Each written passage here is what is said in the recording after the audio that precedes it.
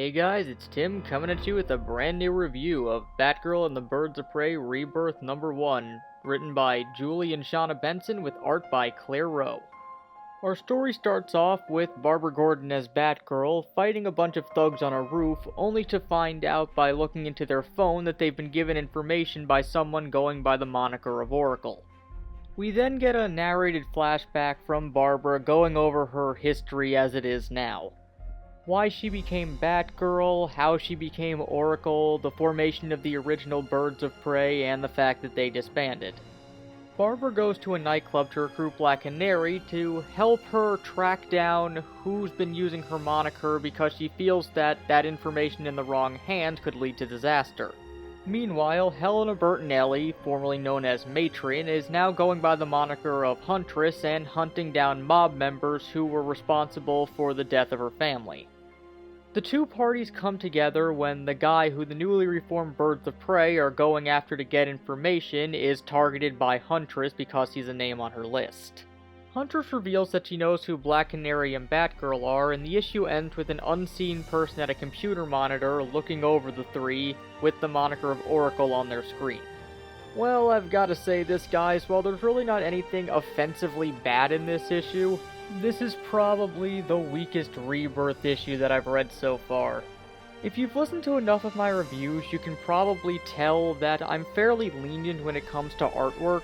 So long as it's colorful, I can tell what emotion the character is conveying, and I can tell what's going on in the scene, I'm usually pretty okay with any artwork given to me. With that being said, I would call the art in this issue distractingly bad. Sometimes it's serviceable, usually on the Huntress, but in other locations you get these really awkward positions and faces from everyone with gigantic misshapen eyes. It's not the best sign for the artwork when the first time we see Batgirl in the whole issue, she's making what is perhaps the doofiest face she possibly could. With that said, I am a fan of the Huntress's new costume, but in fairness, I'm also a fan of hoods on superhero costumes, so that may be a big factor in it.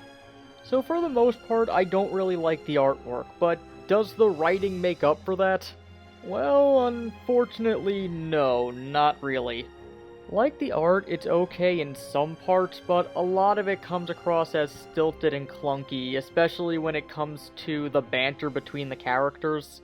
And especially in the Huntress's first scene, where basically her first lines of dialogue are just a huge info dump about who she is and what she's doing now, which is disguised as being in confession but not done particularly well. There's also a few things confusing with the backstory of this issue. To get it out of the way, this issue confirms that an important story in the DC universe is canon again. However, while I do like that it's back, it sort of creates a confusing timescale for when exactly Barbara was operating as Oracle. Because later in the book, it confirms that she's still young like she's been since she got her redesign in her book. Also, while it may be too early to tell, this seems to remove the Birds of Prey series from the beginning of the New 52 from canon, had it not been already by now. Overall, I'd say I'd give this issue a 6.5 out of 10.